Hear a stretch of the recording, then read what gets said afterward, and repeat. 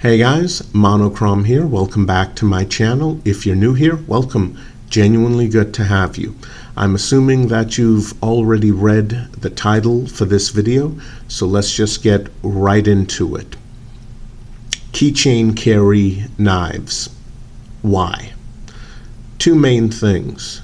One, there are some jurisdictions that are so obscenely restrictive when it comes to what you can and can't EDC as far as knives go, that in a lot of them, it's either going to be a small, tiny keychain sized knife or use your teeth to open up something, basically. Second reason, there are some individuals who prefer an ultra minimalist lifestyle. Not just a minimalist one, but one far more extreme. They want the absolute smallest, lightest everything that they can carry. And for some of them, a keychain knife just makes sense. For some individuals, they really don't need anything bigger in their day-to-day lives, and so they don't want to carry anything bigger. Okay, fair enough, not going to argue the point, but you might as well have the best. So, in no particular order, and a couple of these entries already have standalone videos, so I'm not going to spend too much time on those. This is an example of one of them, the Victorinox Classic SD. I have a standalone video of this little guy along with its Alex-handled twin. What do you get? You get a nail nick opener, very thin, very sharp blade that holds an edge for a surprisingly long amount of time. Now guys, I will have specs in the description box below as usual, but since this is a top 5, it's only going to be the most relevant specs for keychain knife carry. That means blade length, closed length, and price. All of these entries use some sort of inexpensive stainless steel. The Victorinox, no exception. But I'm actually amazed at how well this little guy holds an edge. I've had this one for several years. I've used it a lot. I've never once had to resharpen it. And it's still very, very sharp. So you get the knife blade, you get a file that's actually more ideal for fingernails than anything else, but on the end you do get a small flathead screwdriver tip. You also get extremely useful scissors, and I'll go so far as to say that these scissors are even more useful than the knife blade. And I'm not going to pull them out, but you get what I consider to be a useless plastic toothpick and an extremely useful tiny pair of tweezers. And over here, an absolutely excellent attachment point onto a main keyring or split ring. It's nice and thin, it's going to slide in easily, not thick at all. This is, however, the most expensive one out of the entries, at right around $16 at the making of this video. The other 4 are all going to be $13 or less. All right, moving on, we have another model that has a standalone video on my channel. This is the Kershaw Cinder.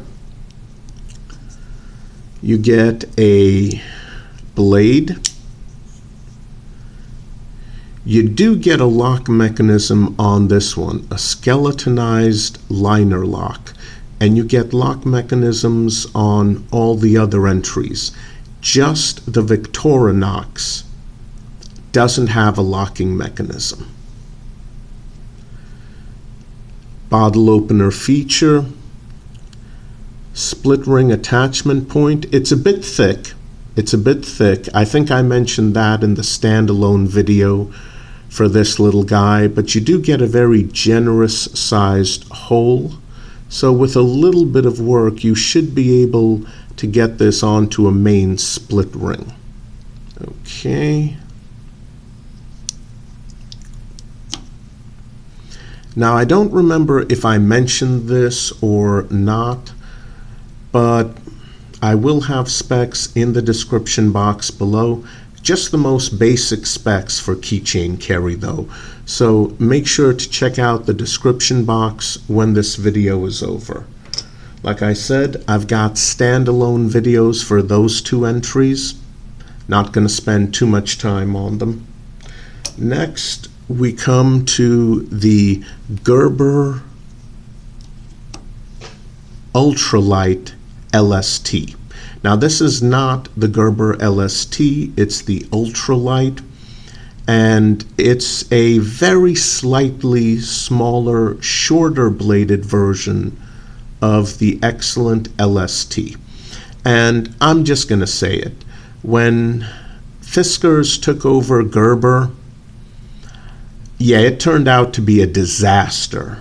Gerber only recently is very slowly starting to get back to where they used to be, but quite frankly, in terms of quality, and this is just my humble opinion, they'll never be back to where they were before they were bought out by Fiskars. I mean, Fiskars just absolutely destroyed Gerber. Thankfully, the LST line is one of the ones where Fiskars did the least amount of damage. Now, I do prefer the regular sized LST, but that's more of a small pocket carry knife. This is definitely a keychain knife. Now, there are a couple of things I don't like about it. One, the blade shape. It's symmetrical. Even though it's single-edged, it's symmetrical. This will run afoul of dirk and dagger laws. So please keep that in mind. The other thing I really don't like, there is the split ring attachment point. Look at how buggered up the inside of that looks. That does not look quality. Even worse, look at how thick it is in cross section. Yeah, if you use one of the smaller split rings on your main keychain, I wouldn't risk it. Attachment point a little too thick for the smaller split rings. Things I do like, you get some nice checkering here and here. The lock mechanism, rocker lock, quite good. You do get a needle tip, so that's going to be great for prying out splinters. And you do get a half stop. So if the lock mechanism should fail, it's not too likely to come down on your fingers thanks to that half stop. And the Gerber is the only knife on this list that has a half stop. So check your local laws. If there are no idiotic dirk or dagger laws on the books where you live, and you're willing to live with that slightly buggered up lanyard or split ring hole, and the thickness isn't too bad, this might be a good choice for you. Fiskars did mess with this model a little bit though. As you can see, there's shiny plastic in between the handle scales, which are dull plastic. And that shiny plastic, yeah, maybe you can see it there. That shiny plastic is not flush with the dull plastic. So yeah, a little bit of a QC issue. Then again, this is a very inexpensive knife, pinned construction, as you can see. Now, this has the longest blade length out of all of these offerings at 2 inches exactly.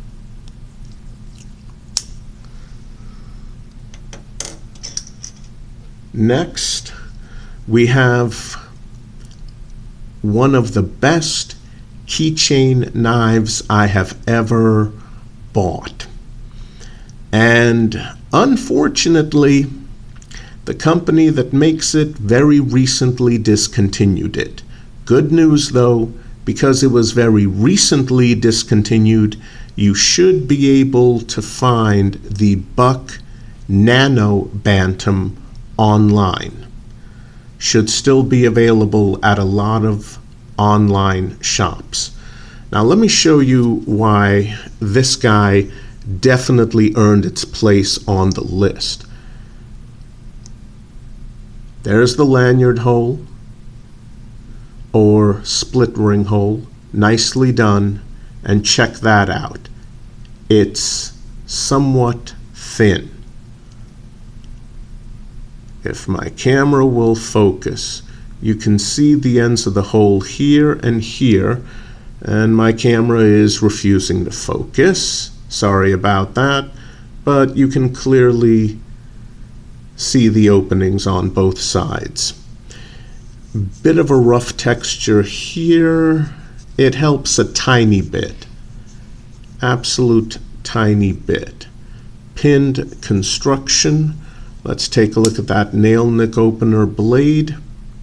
Non-symmetrical. That's definitely a good thing. Lockup is quite good, and the handle, it's skinny, but it's surprisingly good.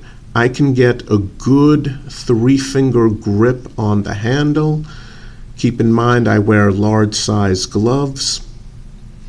And Buck claims that this knife is USA made. Okay, I'll give them the benefit of the doubt. The rest, the Victorinox, Switzerland, I believe, and the other 3 are going to be either China or Taiwan, but according to Buck, USA made. Good lock mechanism, nice and thin overall, but feels really good in the hand. All right, last one. It's a little bit of a novelty, but it works. We've got the SOG key knife, and it looks like a key. However, unlike more traditional key knives, this one has a lock mechanism right there. Rocker lock, nail nick opener. Unfortunately, the blade is symmetrical, and there's going to be some jurisdictions where you are definitely not allowed to have a knife concealed as a harmless everyday object. So watch out for that. But this little guy, $10. You get something that looks like a key, is very innocuous. No one's going to freak out if they see it. And it has a lock mechanism. But yeah, symmetrical, and the fact that it does look like a key could cause some problems for you in certain jurisdictions. But hey, if it's confiscated, it's $10, it's easy to replace. So there we go, top 5. I hope you guys enjoyed this video. I'll see you soon. Please continue to stay safe out there.